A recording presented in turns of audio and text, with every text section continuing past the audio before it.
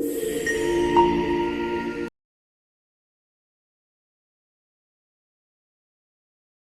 And welcome to star investors.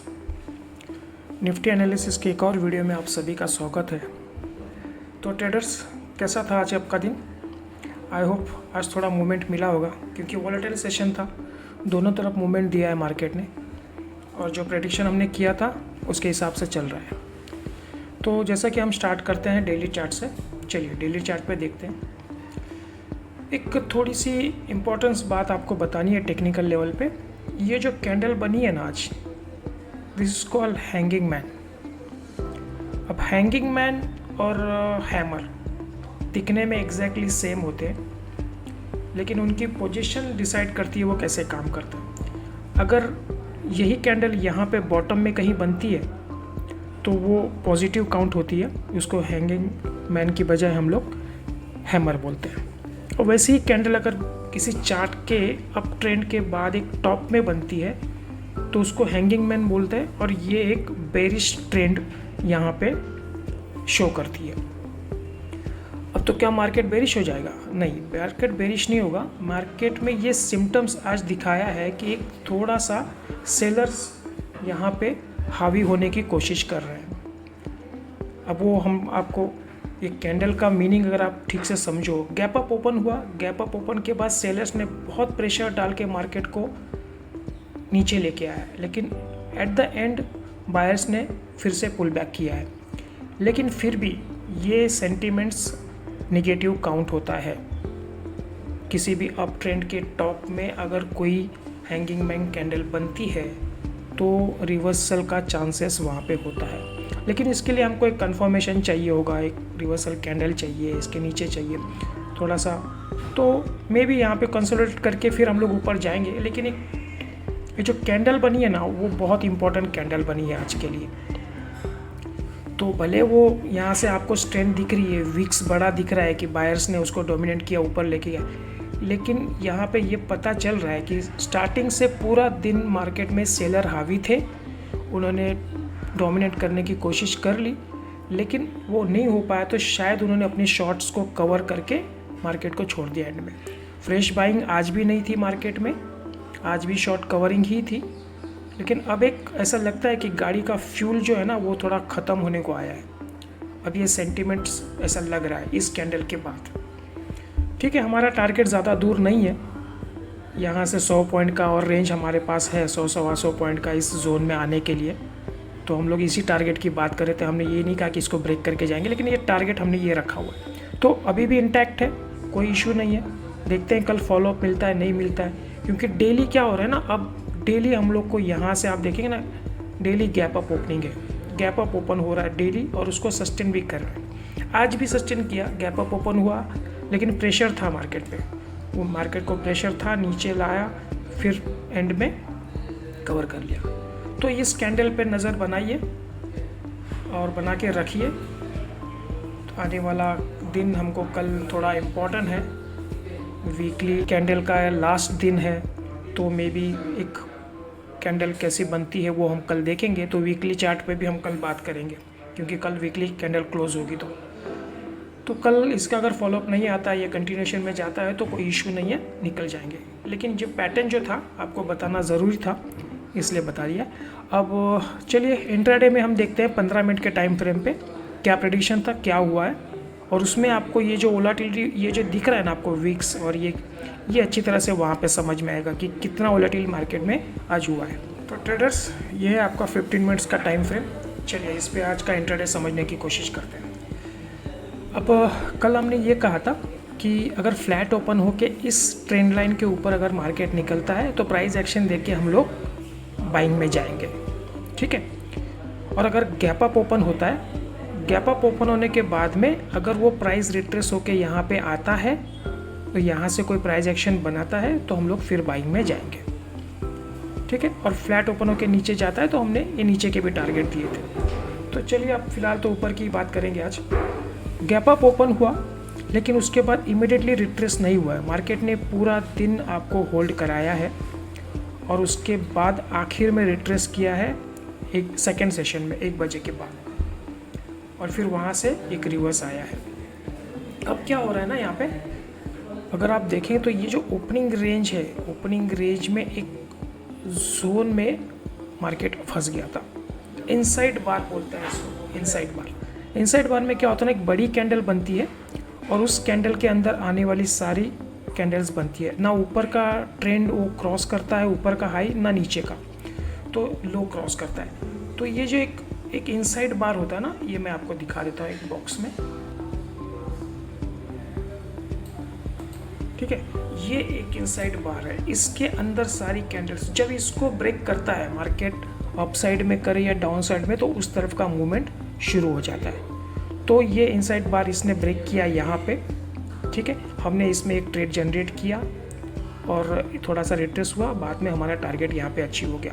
अब इसमें क्या होता है ना, ये ओपनिंग रेंज ब्रेक करने के बाद में ये जो गैप था आज ओपनिंग का गैप, वो हमारे पास गैप फिल करने का जगह था यहाँ पे, तो उसने एग्जैक्टली आके यहाँ पे गैप था, वो गैप इसने फिल कर दिया, फिर यहाँ से रिवर्स आ गया मार्केट में। तो जैसा कि हमने आपको पहले भी बताया, जब कोई रेजिस्टेंस ब्रेक करता है वो सपोर्ट का काम करता है। तो ये रेजिस्टेंस था कल तक हमारे पास, इसको ब्रेक किया तो आज ये सपोर्ट का काम किया और यहाँ से सपोर्ट लेके मार्केट ने दोबारा रिकवरी मार्केट में दे दी है।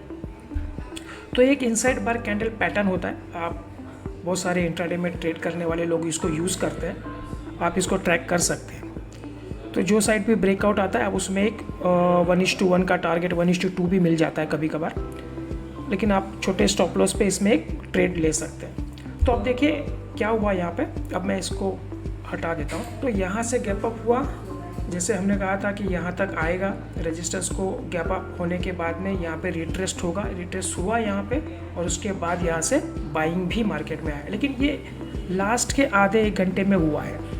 तो अब इस टाइम पे तो इंट्राडे में पोजीशन बनाना सही नहीं होता है। हाँ, ये जो ब्रेकआउट था इनसाइड बार का, उस पर हमने एक ट्रेड लिया है, उसमें प्रॉफिट बनाया छोटा सा, लेकिन इसके बाद ये ट्रेड हमारे पास था, ऑप्शन हम लोग ले सकते थे, लेकिन ये नहीं कर पाए हम लोग, क्योंकि लास्ट मोमेंट में हम लोग नहीं चाह रहे थे कि वोलेटिलिटी बढ़ गई थी काफ़ी, डाउन ट्रेंड के बाद सीधा सडनली अप ट्रेंड में वैसे भी कन्वर्ट होना थोड़ा सा मुश्किल हो जाता है।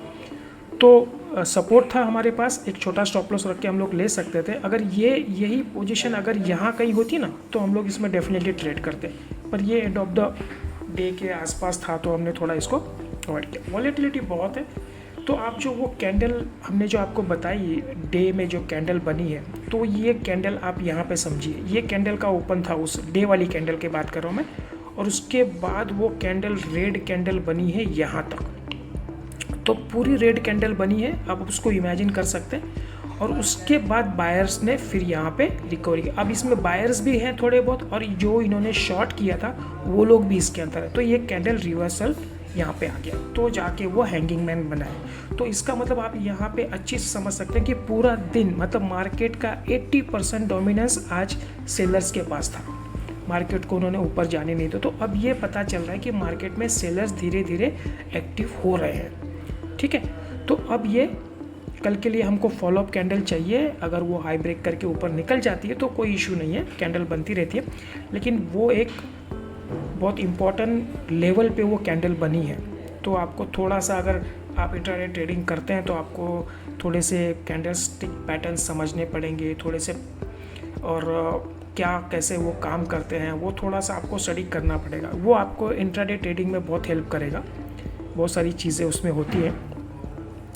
तो ठीक है, तो ये आज हुआ है पूरा दिन, हमारा जैसा प्रेडिक्शन था वैसे हुआ है, गैप अप हुआ है, रिटेस्ट हुआ है, फिर ऊपर गया है, जैसे रोज़ चल रहा है वैसे हमारे प्रेडिक्शन राइट हमेशा चल रहा है। और आई होप कि आप लोग को भी कुछ उसमें बेनिफिट मिल रहा है, आप उसको इस पॉइंट को यूज़ करके आप उसमें कुछ ट्रेड करके कुछ अर्न कर पा रहे हैं। हम आपको एग्जैक्टली जो पॉइंट्स हैं वो टेलीग्राम चैनल पे हम सुबह में डाल देते हैं, कि उस दिन टेलीग्राम चैनल पे हम लोग डेटा थोड़ा सा लेट क्यों डालते हैं, कि उसके पीछे रीज़न है, हमको पहले डेटा जनरेट होने देना पड़ता है, ऑप्शन चेन में क्या बन रहा है, ओपन इंटरेस्ट क्या बन रहा है, आज का रेंज क्या बना है, उसके बाद क्या टारगेट क्या सपोर्ट बनता है, इसलिए पूरा डेटा एनालिसिस करने के बाद हम आपको एक इंट्राडे का मैसेज, वो पूरा लाइव मैसेज हम आपको भेजते हैं लाइव ट्रेडिंग के लिए, कि आपको एक जोन बन गया, इसके ऊपर आपको बाय में जाना है, इसके नीचे आपको सेल में जाना है। तो वो प्रॉपर एक सेटअप के साथ हम आपको बना के मैसेज देते हैं। अगर आप उसको भी प्रॉपर अगर आप उसको फॉलो करेंगे प्रॉपरली तो आपको मिलेगा। उसमें हमने आपको दिया था आज यहाँ पे हमने बोला था आपको 390 के नीचे आपको सेल में जाना है, और हमने आपको 350 का टारगेट दिया था। 350 का टारगेट भी अचीव कर लिया उसने। एक इनसाइड बार में भी हुआ और हमारा जो पॉइंट था उसके बाद था। ऊपर में भी हमने बोला था लेकिन ऊपर गया नहीं। जो गैप अप का भी बोला था वो भी है। तो जो मार्केट में होता है वो एनालिसिस डेटा करने के बाद हम वो एक मैसेज आपको बना के देते हैं। तो ज़रा आप उसको थोड़ा सा अगर प्रॉपरली समझ के काम करें तो आपको बहुत बेनिफिट वहाँ पे हो सकता है।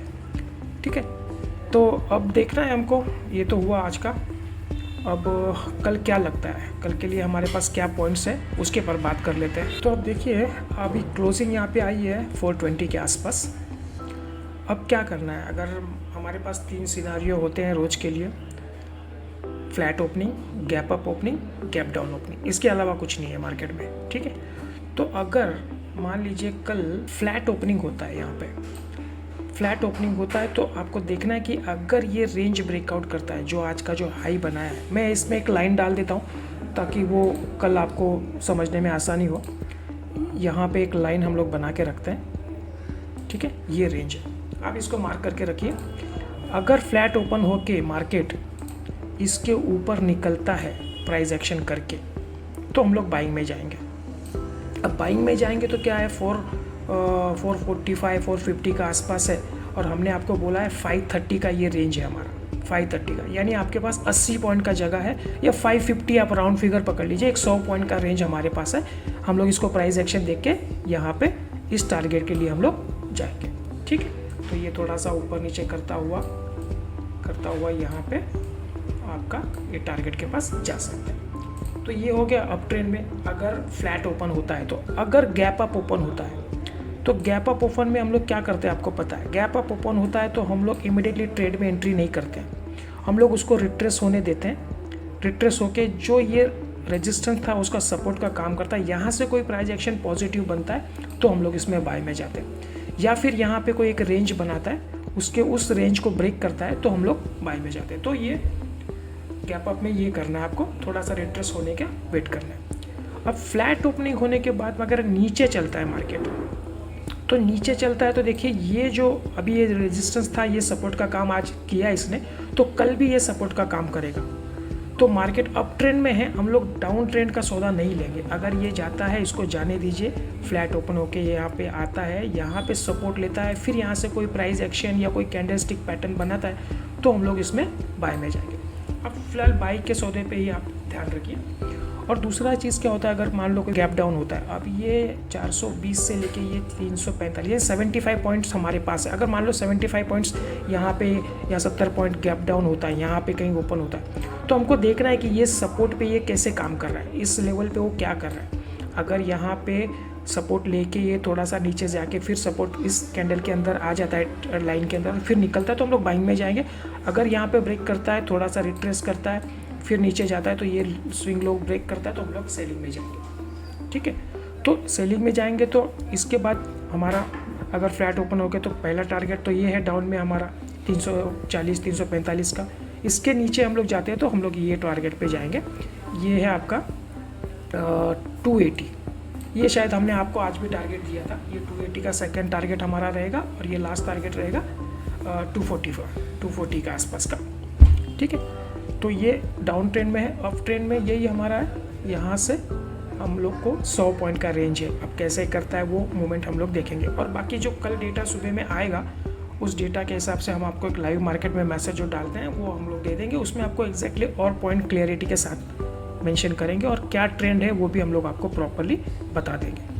ठीक है, तो इतना ही रखते हैं आज के लिए।